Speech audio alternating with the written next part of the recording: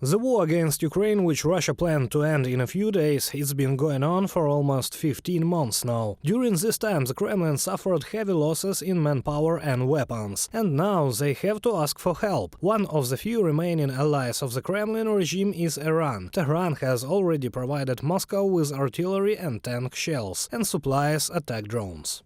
Since August, Iran has provided Russia with more than 400 UAVs, primarily of the Shahid variety. Russia has expanded most of these UAVs, using them to target Ukrainian critical infrastructure inside Ukraine. By providing Russia with these UAVs, Iran has been directly enabling Russia's war of aggression in Ukraine. Interactions between Iran and Russia on the sale of advanced weapons, especially more advanced UAVs, are currently ongoing. John Kirby, National Security Council Coordinator for Strategic Communications, during the briefing. Today, Iran is the main military supporter of Russia, the White House says. However, by supplying weapons to Russia, Tehran is also pursuing its own goals. In particular, it wants to buy additional military equipment from Russia, including attack helicopters, radars and Yak-130 aircraft. And such a defense partnership between Russia and Iran can be regarded as a global threat, the US State Department says. In general, the deepening of this cooperation is a threat and danger not only for Ukraine. This is a threat and a danger to Russia's neighbors, Iran's neighbors, and the international community as a whole. Vedant Patel, Principal Deputy Spokesperson for the US Department of State, during the briefing. Russia, having unleashed a war against Ukraine, found itself in direct dependence on Iran and North Korea. This, according to military experts, indicates the desperation of the Kremlin.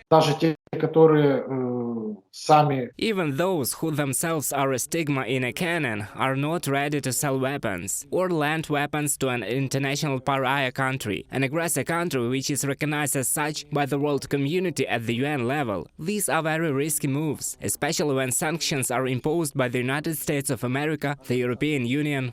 Moscow seriously counted on the support of Beijing. NATO Deputy Secretary General Mircea Joane warned China against providing military assistance to Russia. We have not yet seen signs that China is supplying weapons to help Russia, but we know that such decisions are underway. This will be a very serious decision by China that will affect not only their relationship with us, but also China's reputation with the rest of the world. Mircea Joane, Deputy Secretary General of NATO, in an interview with Voice of America. Russia is using its entire arsenal and the arsenal received from a few temporary allies to strike at peaceful Ukrainian cities. The war crimes of the Russian army in Ukraine have made Russia so toxic that the entire democratic world considers the victory of Ukraine inevitable and necessary. The allies supply Kyiv with the most modern types of weapons, armored vehicles, artillery, ammunition, air defense system and even long-range missiles. And the other day the Prime Minister of United Kingdom and the Netherlands agreed to promote the creation of an international coalition to strengthen the air defense of Ukraine. We are talking about providing Kyiv with combat air forces and means. The parties pledged to support Ukraine in everything, from pilot training to the acquisition of F-16 fighter jets. All this necessary for Ukraine to protect itself from the aggressor and to